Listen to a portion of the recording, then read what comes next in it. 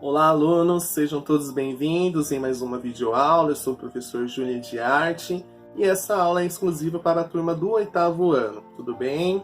Bom, na aula passada a gente abordou um pouquinho a questão do corpo como suporte físico na arte, né? Trouxemos algumas vivências relacionadas ao body art, ok?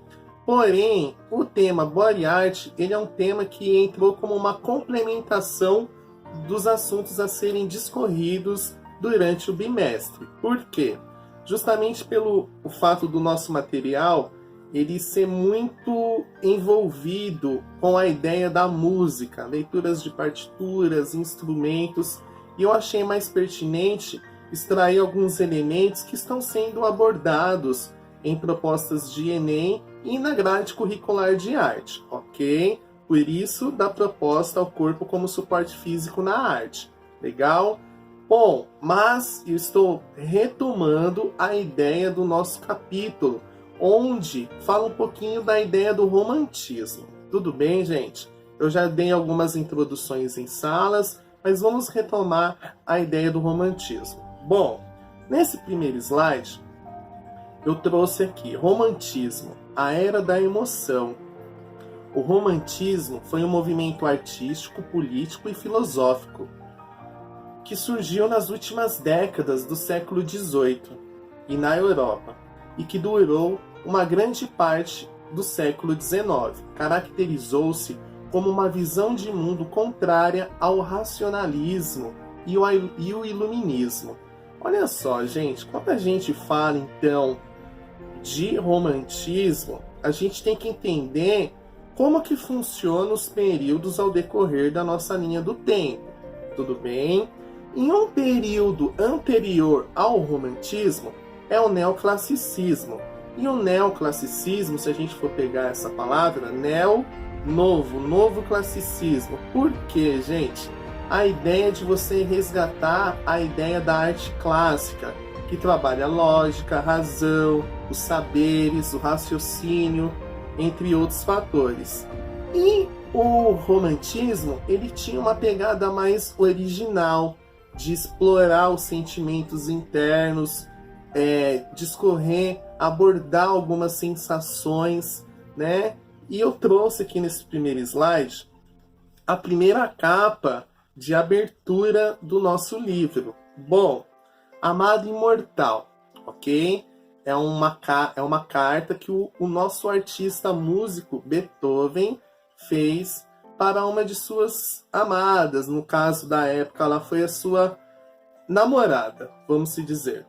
E eu vou ler um pouquinho do trecho dessa carta, tudo bem?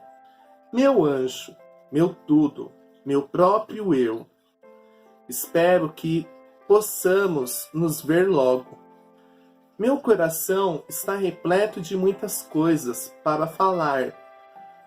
Há momentos em que sinto que as palavras não dizem nada. Alegre-se. Permaneça, meu verdadeiro, meu único amor, meu tudo como sou seu. Olha só, gente. Então, o Beethoven ele foi bem romântico, né, nessa carta. A gente consegue ver ali a expressão dos sentimentos que ele colocou nessa carta. E ele chega no momento que ele fala que as letras não são o suficiente para que ele venha expressar o que ele estava sentindo naquele momento. E o Beethoven ele tem umas pegadas muito fortes nas suas músicas, né? A Nona Sonata, entre outras. E o romantismo ele ficou marcado nesse período justamente por causa dessa ideia do individualismo, da expressão, do sentimento, das emoções. Então os artistas começaram a trazer tudo isso em suas músicas, canções, apresentações e assim sucessivamente. Tudo bem, gente? Mostrei um vídeo bem legal em sala de aula, falando um pouquinho da história do Beethoven, né? E que chegou um momento na sua carreira que ele começou a ficar surdo, mas mesmo assim ele persistiu, ok? O Beethoven, é bom a gente ressaltar que por mais que ele seja um artista que explodiu na era do romantismo, ele teve uma grande influência da música clássica, da arte clássica. Tudo bem, gente? Vamos discorrer, coloquei aqui uma imagem, amor, paixão, o que é ser romântico, né? E a gente tem algumas perguntas abaixo da nossa imagem, na capa de início. A primeira eu vou eliminar e a segunda também. Eu vou da terceira em diante, tudo bem? Você já escreveu uma mensagem declarando seu amor? Se sim, chegou a enviar ou não teve coragem? Então, essa pergunta, ela trabalha muito o íntimo, né? A individualidade, né? Então, é você brigando com seus sentimentos, gente. Então, o romantismo, ele é marcado justamente pelo fato da gente trabalhar essas ideias de sentimentos, tudo bem? Vamos prosseguir. É possível dizer que a carta que você acabou de ler foi enviada por uma pessoa romântica? Será que Beethoven era considerado de fato uma pessoa romântica, né? É a mesma coisa se a gente pegar um exemplo da contemporaneidade, né? No início os casais estão lá apaixonados e tal, aí de repente casa e acaba todo o romantismo, vamos se dizer. Porém, a nossa pergunta, ela bate em cima da tecla de um artista muito importante para este período, ok? Então, se a gente for ver mesmo a fundo os filmes que são propostos até pela proposta pedagógica da Amada Imortal, o Beethoven, ele sofreu mesmo de amor e ele acabava expressando todo aquele sentimento nas suas canções.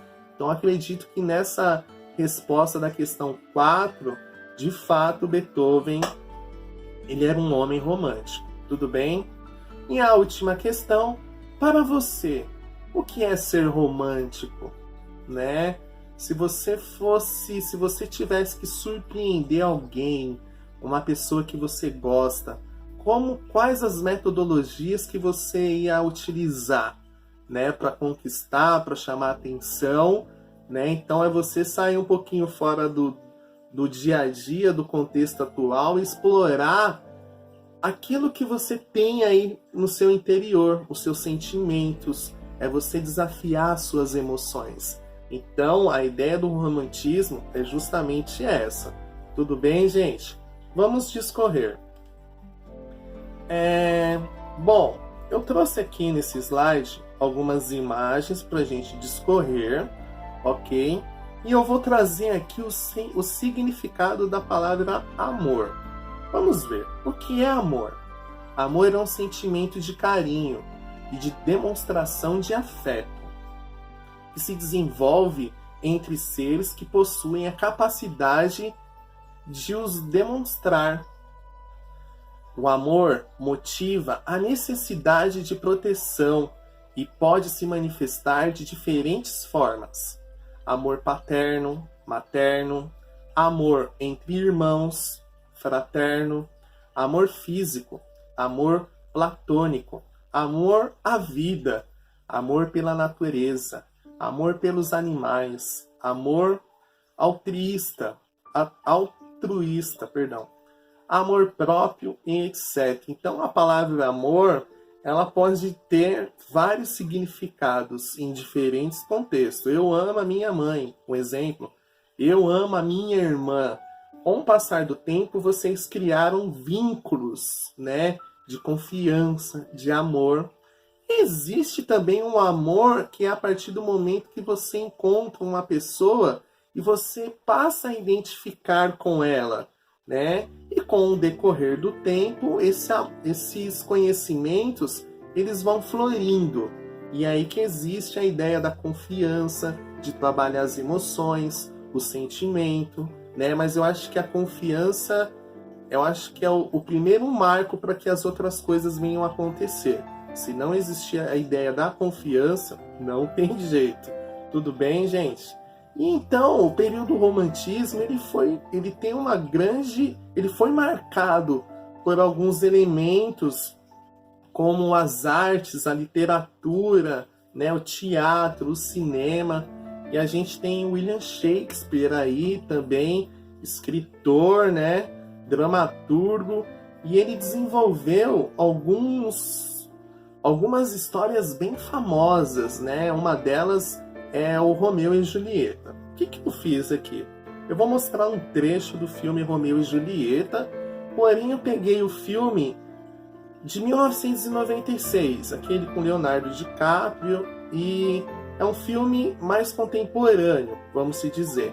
Porém, a ideia das recitações de amor, ela também acontece. Tudo bem, gente? Vamos visualizar um trecho do filme. Palmas consagradas são beijadas. Não tenho lábios santos, nem palmas sagradas também. Ah, peregrino, lábios que devem ser usados em preces. Então, eu deixei os lábios fazerem o que as mãos fazem para que a fé não se transforme em desespero. Santos não interferem, embora atendam às preces.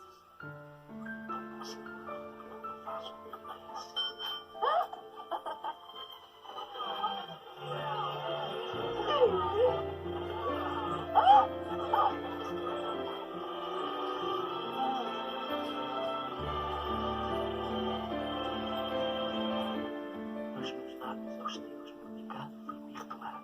Então agora tem o teu pecado. Oh, que infortúnio esperar do teu povo meu pecado. Vendes como cavalheiro.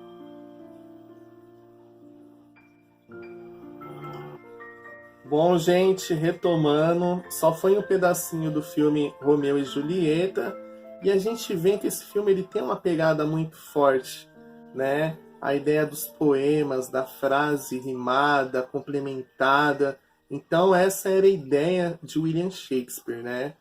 E entra todo dentro do nosso contexto que a gente está abordando, desde da ideia da carta para o Beethoven. A gente tem aqui os filmes, a literatura, o cinema muito presente dentro da ideia romântica, ok? A gente tem as artes visuais. Hoje a gente liga um rádio, por exemplo, o que a gente mais escuta são músicas falando de amor, de sentimento, contando uma história, né? Então, existem vários meios que a gente pode fazer essa conexão com o romantismo. Tudo bem, gente? Eu trouxe alguns trechos de alguns artistas da arte aqui. Vamos ler algumas frases. O sentimento é tudo. O artista deve pintar não só o que vê, mas também o que vê dentro de si. A fonte do gênio é a imaginação sozinha, o refinamento dos sentimentos que vê o que os outros não veem. Olha só, gente, então assim, a pegada da linguagem da arte, ela consegue discernir, distribuir todo esse repertório romântico, independente da linguagem. Se é no poema, se é nas artes visuais, se é na música ou se é na dança. Tudo bem, gente? Continuando. Eu trouxe aqui um slide que eu uso muito em história da arte, quando a gente bate na tecla do romantismo. E eu vou ler. O neoclassicismo trabalha o racional, a ideia dos iluministas. Muita lógica, razão, ordem, pensamento.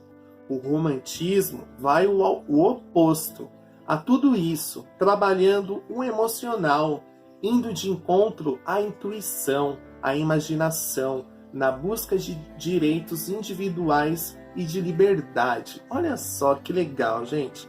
Eu trouxe aqui um comparativo.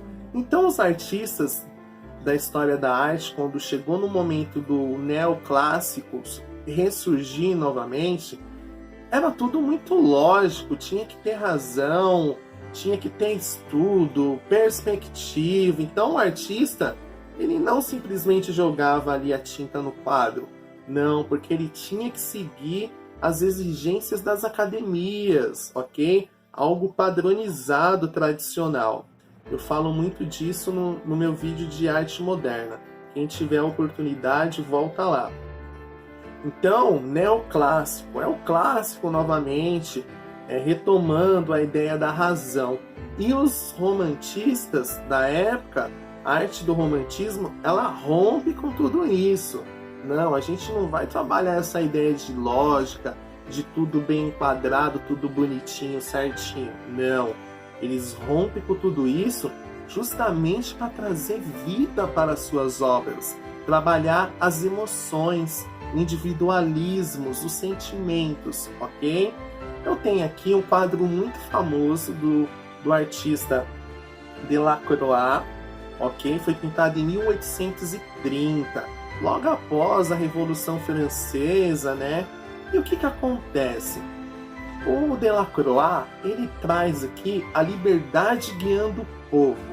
Olha só, já começa pelo a descrição, o tema da obra, liberdade guiando o povo. E a gente vê dentro daquele contexto que estava acontecendo ali, das guerras francesas, né? Ele traz uma personagem, ok, que é uma deusa, a deusa da liberdade, muito utilizado pelos artistas clássicos, neoclássicos, né? Então, os artistas neoclássicos, eles gostavam muito de trabalhar aquela ideia dos deuses gregos, da mitologia, tudo muito bonito, ideológico, sabe? E aí ele traz essa deusa que era muito usada pelos artistas neoclássicos e ele desconstrói tudo isso, ou seja, aquilo que era visto como uma deusa, ele retrata aqui como se fosse uma mulher do povo, uma mulher do dia a dia, as mulheres que representava ali no meio das manifestações, ou seja, um choque de realidade para aqueles artistas, para aquela sociedade que contemplava o neoclássico. Então, o que ele fez? Ele trouxe a deusa, colocou dentro desse contexto, e a gente vê uma deusa, uma mulher ali, um pouco surrada, vamos dizer, um pouco suja, diferente daquela deusa brilhosa, linda, toda esbelta que era representada pelos clássicos. E aí ele traz essa deusa dentro de um contexto que estava acontecendo, a realidade, né? No entanto, o movimento realista, ele vem logo depois de tudo isso. Então, para a gente entender o papel da arte no movimento romantismo, é justamente essa, a ideia de você ter essa liberdade, essa autonomia. Eu vou pintar os meus sentimentos, o que eu estou sentindo, e o artista Delacroix, ele rompe desta mesma forma, só que ele traz um elemento que era muito utilizado pelos clássicos de uma outra forma, de um outro olhar. Bom, aquela deusa ali, hoje em dia, quantas mulheres que são vistas como deusas, heroínas, né? E muitas das vezes não é representado. Tem que estar sempre muito bonitinho aí. Tudo bem, gente? Vamos prosseguir. Eu tenho um exercício da nossa apostila, gostaria que a gente fizesse junto, ok? Antes de vocês verem a resposta, tentem, gente, dá uma pausa no vídeo, pega o livro de artes, tenta fazer sem a minha ajuda, tudo bem? Depois que vocês conseguirem exprimir com o contexto de vocês, a ideia, a lógica de vocês, aí vocês voltam aqui no vídeo para ver as respostas, tudo bem? Vou prosseguir. Bom, a gente tem a hora do estudo, e chega um momento na hora do estudo que é apresentado a letra de uma música de um artista brasileiro, que é o Lulu Santos, ok? E a gente tem aqui a letra da música. Quem tiver a curiosidade, entra no YouTube, digita o nome da música, ok? O nome da música é O Último Romântico, tudo bem, gente? Porém, estamos falando de um artista contemporâneo, ok? Vamos lá. A gente tem aqui um quadro de questões onde vocês vão ter que descobrir qual dessas afirmativas apresenta uma questão incorreta. Tudo bem, gente? Vamos lá. Questão A. Se associamos o verso "Faltava abandonar a velha escola", a obra de Beethoven, É possível afirmar que a velha escola refere-se à estética do classicismo? Embora tenha sido um dos percussores do romantismo, Beethoven não abandonou totalmente a forma das músicas clássicas, como a sinfonia e a sonata. Gente, essa questão ela é verdadeira, ok? E eu trouxe aqui ao lado a justificativa. Faltava abandonar a velha escola, ou seja, a velha escola mencionada aqui é justamente a ideia do período neoclássico, que é o período que estava acontecendo antes do romantismo. Então, os artistas abandonaram aquela ideia de lógica, de razão, de raciocínio para serem livres, ok? Volto a dizer, o artista Beethoven, por mais que ele estava inserido num contexto romântico, ele ainda tinha uma grande influência dos clássicos. Ele é um músico clássico, ok? Então, a alternativa A está correta. Não é essa ainda que a gente tem que marcar como incorreta. Questão B. Os versos. E ao mesmo tempo fazer dela o meu caminho só, único, podem ser relacionados a um dos pilares do romantismo, que é a busca da originalidade? Sim, gente, correto também. E ao mesmo tempo, fazer dela o meu caminho só único. O romantismo trabalha a ideia do real, do individualismo, né, do único aqui. Então, é uma alternativa correta ainda, não é uma alternativa incorreta. Tudo bem, gente? Questão C. Por causa dessa música, Lulu Santos é considerado o último compositor romântico da história, gente. Essa é a alternativa que vocês têm que marcar, porque o Lulu Santos não se tornou o último cantor, né, romântico da história, não. Teve outros que vieram depois. E aqui, incorreta. Lulu Santos é um compositor contemporâneo do pop rock e MPB. Essa música dele apresenta versos que podem ser relacionados à temática, mas não à estética romântica. Tudo bem, gente? Tranquilo? Vamos caminhar. AD. O ser gente grande para poder chorar pode ser interpretado como uma qualidade dos artistas românticos. Eles permaneciam em contato com seus sentimentos ao produzir suas obras? Correto, gente. Então, questão D. Ser gente grande para poder chorar. Entra a ideia da maturidade de vivências e experiências. Às vezes a gente tem que tomar vários tapas para a gente compreender determinado assunto. Tapas, um modo de dizer, né, gente? E nada melhor que a maturidade, o amadurecimento, né, para a gente compreender, saber discernir determinados assuntos, determinados sentimentos, ok? E a última questão, ainda não é a última, perdão, vamos para a questão E, é a última mesmo, tá, gente? Vamos lá. Os versos. Deixa ser pelo coração, se há loucura então, melhor não ter razão.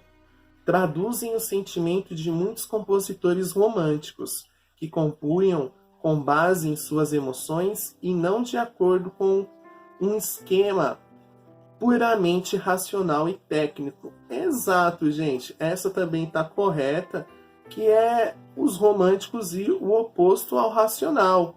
Então eu coloquei aqui a ideia do neoclássico, da razão e lógica em conflito do real original romantismo, que envolve a emoção. Tudo bem, gente? Essa foi a aula. Espero que vocês tenham compreendido um pouquinho mais sobre a introdução do nosso tema, que é o romantismo. Uma temática que vai ganhar bastante força quando vocês estiverem no segundo ano do ensino médio, ok? Essa foi a aula. Muito obrigado, gente.